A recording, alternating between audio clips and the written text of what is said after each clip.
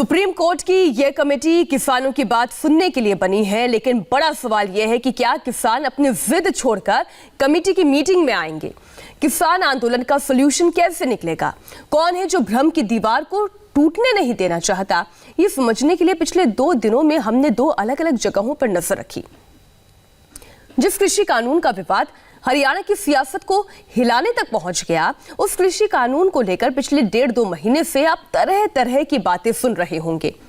कुछ लोग इसके नुकसान तो कुछ इसके फायदे गिना रहे होंगे, लेकिन असलियत क्या है, इस बात को समझने के लिए इंडिया टीवी के senior editor Devendra Parashar Singhu border से कुछ ही दूर सोनीपत जिले के अटेरना गांव पहुंचे। ये गांव खेती में बेहतरीन काम करने के लिए पद्मश्री पुरस्कार पाए गए किसान कंवल सिंह चौहान का है। कंवल सिंह जी की बात जब आप सुनेंगे तो कृषि कानूनों को एक नए नजरिए से देखेंगे।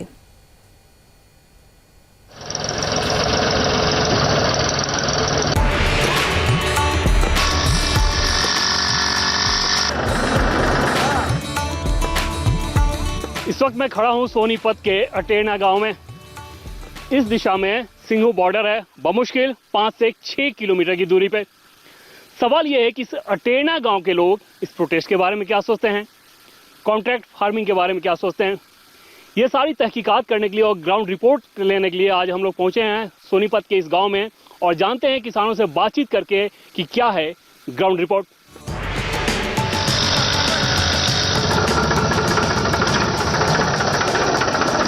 किसान की सबसे बड़ी पहचान में से एक है ट्रैक्टर। एक ट्रैक्टर सिंघू बॉर्डर पर भी है, एक दूसरे ट्रैक्टर की सवारी हम लोग कर रहे हैं इस वक्त और इसी ट्रैक्टर पे सवार किसानों से बात करते हैं। सर, आसपास के कितने एरिया में कॉन्ट्रैक्ट फार्मिंग हो रही है? यहाँ लगभग 3000 एकड़ में बेबी कॉर्न और 2000 एकड़ में स्वीट कॉर्न और करीब 500 एकड़ में टमाटर और लगभग 300 सेड मशरूम कॉन्ट्रैक्ट फार्मिंग हो रही है। पहले तो वो किसान कॉन्ट्रैक्ट फार्मिंग के तहत अब जो आप लोग फसल जैसे बता रहे होंगे स्वीट कॉर्न, बेबी कॉर्न, पहले तो ये नहीं करते होंगे वो लोग? नहीं, 1998 से यहाँ बेबी कॉर्न की खेती शुरू हुई थी और 2000 से लगभग कॉन्ट्रैक्ट फार्मिंग यहाँ शुरू हो गई थी। कॉन्ट्रैक्ट फार्मिंग के जो नियम है हमारे यहाँ, उसमें किसान बाध्य नहीं है। किसान को यदि मंडी में महंगा बिकता है किसान तो किसान मंडी बेचते हैं और यदि मंडी में नहीं बिकता है तो हम उनको मिनिमम गारंटी प्राइस हमने किसानों को दिया हुआ है 4 फसलों का, तो मिनिमम गारंटी प्राइस में हम उनसे माल खरीदते हैं। पहले की तुलना में अब जो फसल वो कर रहे हैं कॉन्ट्रैक्ट फार्मिंग के तहत, क्या फर्क आया उनके फायदे के हिसाब से, किसानों के फायदे के हिसाब से? किसानों की आमदनी लगभग 2 से 3 गुना हो गई है पहले से।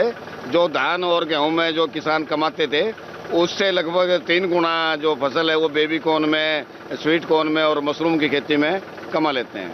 सर, आपको लगता है कि ऐसी खेती ज्यादा अच्छा है कि जो लोग इन्वेस्ट कर रहे हो, निवेश कर रहे हो, उनके मुताबिक फसल उपजाई जाए? तो फसल ऐसी उपजाई जाए जो कि कंपनी आके बताए वो ज्यादा फायदेमंद है? हाँ जी, वो ज्यादा रहेगी। कैसे फायदेमंद है, क्या कहते हैं वो लोग क्या करने को? यही है जी, अपनी वो कराओगे जी, उसके उस पर हमारी मर्जी रहेगी, दे होंगे ना दे होंगे। लेकिन जो लोग ट्रैक्टर लेकर सिंघू बॉर्डर पे बैठे हैं वो तो आपकी बात से सहमत नहीं हो, तो कह रहे हैं कि बहुत खराब कानून है। 80% किसान खेत में काम कर रहा है जी, बाकी 20% भी नहीं बनते हुए जो इधर उधर बैठते। क्यों बैठे हैं वहाँ लोग, क्या लगता है आपको? आप तो जाते होंगे उधर देखने? नहीं, हम नहीं जाते, हमें टाइम ही नहीं है जी। क्या लगता है क्यों बैठे हैं वो? भाई वो उसकी गारंटी बैठे हैं, वैसे ही है जी, पार्टी वाले बैठा रहे हैं एक दूसरी पार्टी। आप जो खेती कर रहे हैं, जो मौजूदा कानून है, आपको लगता है अच्छा कानून है? हाँ जी, सही है। मोदी गलत नहीं करेगा किसी के साथ। तो ये सुना आपने, ये वो किसान है जो कि अभी खेत में लगे हुए हैं, अपने काम में जुटे हुए हैं और इस ट्रैक्टर की आवाज़ भी सुनी है कि कैसे वो बता रहे हैं कि जो मौजूदा कानून हैं किस प्रकार से उनके लिए फ़ायदेमंद हैं और जाहिर तौर पर कृषि की जो मौजूदा स्थिति है अगर उसे बदलना है तो कृषि सुधार तो करना ही होगा, जिसकी वकालत ये कानून कर रहा है।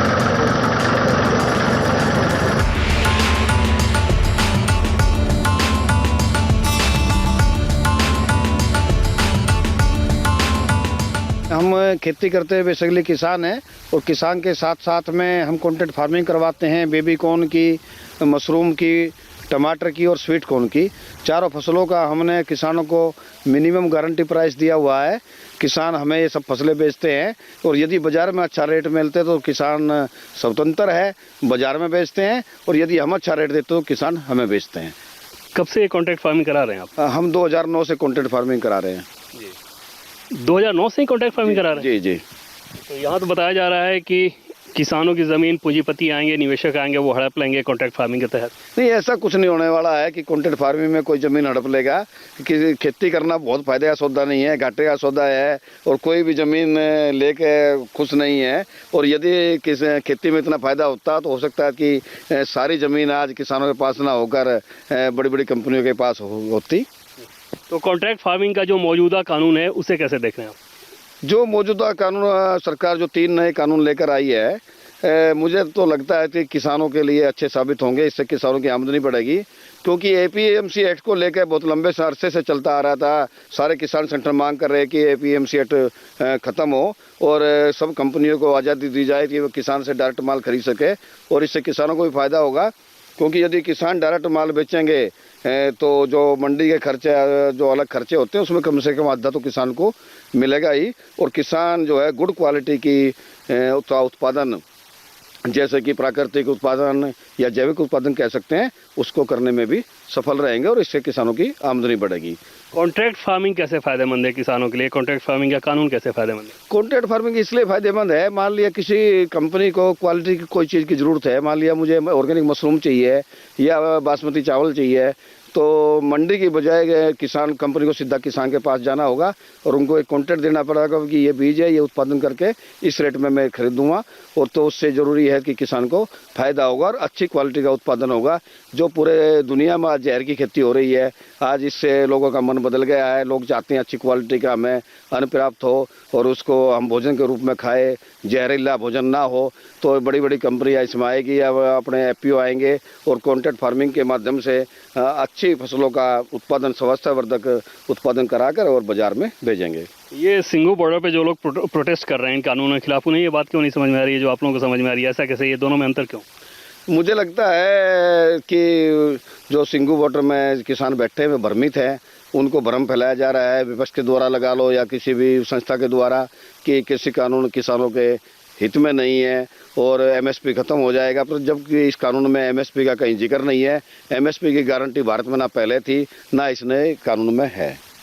चलिए, तो ये सुना आपने कि कॉन्ट्रैक्ट फार्मिंग को लेकर सिंघू बॉर्डर से महज 5-6 किलोमीटर की आसपास की दूरी होगी अटेरना गांव में, और यहाँ पर कॉन्ट्रैक्ट फार्मिंग ये कब से करा रहे हैं खुद बता रहे हैं, और किस प्रकार से फ़ायदेमंद है किसानों के लिए ये भी बता रहे हैं। कुछ और इलाके में यहाँ के चलते हैं और वहाँ पर जानेंगे कि आखिर क्या चल रहा है।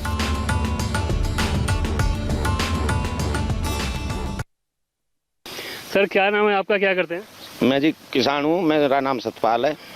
कहाँ के रहने वाले? अटेरना के रहने वाला हूँ जी। सर, ये आपसे 5-6 किलोमीटर की दूरी पे सिंघू बॉर्डर पे किसान प्रोटेस्ट कर रहे हैं, आप जाते हैं क्या उधर? नहीं जी, हम तो नहीं जाते। क्यों नहीं जाते? वो तो कह रहे हैं कि किसानों के लिए हम प्रदर्शन कर रहे हैं। कौन कहता वो किसान है? किसान है ही नहीं वो। किसान के पास इतना टाइम है कि वो 45, 50, 60 दिन हो लिए उनको बैठे हुए। किसान के पास इतना टाइम है? हम अपने खेत में 3 टाइम आते हैं, हमें आध घंटे का टाइम नहीं है। हमें 50 दिन बैठने के लिए कहाँ से आएगा? हमारे बच्चे क्या खाएंगे? ये किसान थोड़ी है, तो सारे पॉलिटिक्स बैठे हैं। कौन कहता है ये किसान है? किसान नहीं है जी। जो मोदी ने ये बिल लाए हैं बहुत अच्छा है हमारे लिए, इसमें हर चीज़ है। छोटा किसान है, अरे तब हजारों भी घेके हो, थारी पूर्ति ना हो रही तो जरूरी है कि चीज़ बोगे? थोड़ी थोड़ी सारी चीज़ जो वो ना कि भाई धान और गेहूँ है, धान गेहूँ है, दाल भी बो, वैसे भी बो। हम भी तो खेती है कि सब्जी भी करते हैं, धान मुंजी भी लगाते हैं, कह देते हैं किसान है। इस एरिया पता कितना है, बच्चे स्कूल नहीं जा रहे हैं, लोग कोई परेशानी हो जाती है, रोड जाम है, सारे परेशान हो रहे हैं। ये सारे देहात के रोड टूट चुके हैं, रोज एक्सीडेंट हो रहे हैं, भीड़े भीड़े रास्तों से आदमी निकलते हैं, कई गाड़ी पलटी हुई हैं। ये किसान है? ये तो आसपास के 10-5 गांव इकट्ठे हो गए, इन्हें बजाएंगे यहाँ से। किसान नहीं है ये। वो ये कह रहे हैं कि नरेंद्र मोदी सरकार ने, नरेंद्र मोदी ने किसानों के लिए ऐसा कानून बनाया जो कि डेथ वारंट है। ऐसा है जी, ये पंजाब वालों के लिए खराब है क्या? कितने देश की कितनी आबादी है, कितने आदमियों से बात करोगे, कौन खराब कहेगा? सिर्फ पंजाब वालों के लिए खराब है ये, हमारे लिए खराब नहीं है। ये किसान है अपने किले में तो एक में बढ़िया कर लेंगे, कम केमिकल गिरेंगे, और बाकियों में दे केमिकल। उसको जो सीमा पे हमारा जवान खड़ा वो भी खाता है उसको, जो सरकार खरीदती है। एक किले में 5-5 केमिकल के कट्टे मारते हैं ये। ये लोग जो प्रोटेस्ट कर रहे हैं, जो बोलते हैं कि किसानों के लिए बहुत खराब कानून है, ये डर भय होता है क्या कि कोई आएगा आपकी ज़मीन छीन लेगा, ज़मीन हड़प लेगा? ये कोई किसी की ज़मीन थोड़ी छीनने का। वो तो इनको लोगों के कुछ इनके नेता हैं जो इनको बिठा रहे हैं, भ्रमित कर रहे हैं इनको। वो भ्रम आप लोगों तक पहुँचता है? हमारे पे कोई उसका वो नहीं है ना, हम जाते हैं ना, हम तो अपनी खेती से मतलब है बस। क्यों नहीं डरते हो? तो बार बार कह रहे हैं कि भाई पूंजीपति लोग आएंगे, आप लोगों की ज़मीन कब्जा कर लेंगे। कुछ नहीं करेंगे, जो इंडस्ट्री लगेगी तो उसमें तो कितने वर्करों को वो मिलेगा, काम उनको ही मिलेगा ना, मजदूर लेबर जो आएगी, तो इतना थोड़ा होगा, कहाँ तक वे खरीद लेंगे पूंजीपति। ये कॉन्ट्रैक्ट फार्मिंग का जो कंसेप्ट है, सरकार ने जो कानून बनाया, ये कैसा लगता है आपको? ठीक है, सरकार अपनी तरीके ठीक करती है, जो कुछ कर रही है। खेती में इस बात की ज़रूरत है कि निवेश आए, पैसे आए, टेक्निक आए, नए तरीके के बीज आए, ताकि ज़्यादा अच्छी फसल हो सके। फसल तो ऑटोमेटिक पहले अच्छी होती है, यहाँ पे नई टेक्निक आएगी और बेटर है। बेबीकॉर्न की मुख्य फसल जी। और सरकार जो 3 कृषि कानून लेके आई है, आपके पास में सिंघू बॉर्डर पे प्रोटेस्ट कर रहे हैं, आप जाते हैं वहाँ पे? लगता है नहीं, हम नहीं जाते जी। क्यों? वो तो कह रहे हैं हमारी सभा से जुड़े हुए, हमने उनको मना कर दिया जी। वो कह रहे थे समर्थन करो, वही राशन वगैरह लाओ, मगर हमारे यहाँ लोग कोई तैयार नहीं है, सब समर्थन में है कानून के। क्यों नहीं? हमें कोई दिक्कत नहीं है, बात ये है। वो तो कह रहे हैं कि बहुत खराब कानून है, काला कानून है। ये तो पता नहीं, ये सरदार आ रहे पंजाब से, उनके पता ना, हमें तो किसान लगते नहीं है, वे तो हमें तो सेठ लगते हैं, लाला लगते हैं, बिल्कुल किसान से लगते ही नहीं है। जो कॉन्ट्रैक्ट फार्मिंग है या बाकी दूसरे कानून सरकार लेकर आई है, आपको लगता है कि अच्छा है? नहीं, हमें तो ठीक ही लगता है ये, हमें तो कोई दिक्कत महसूस हो नहीं रही। आपका क्या नाम है? मुकेश। क्या करते हैं मुकेश जी? खेती कर रहे हैं जी। ये सरकार जो कानून लेके आई है, कैसा लगता है? कानून ठीक है जी, कोई गलत नहीं है। ये जो सिंघू बॉर्डर पे आपके पास में ही बॉर्डर है, वहाँ प्रोटेस्ट कर रहे हैं जो किसान, वो तो कह रहे हैं बहुत खराब कानून है। भाई ये हमें समझना नहीं आ रहा जी, बस जो MSP का मसला है, यूँ हमारी भी समझ बाहर है।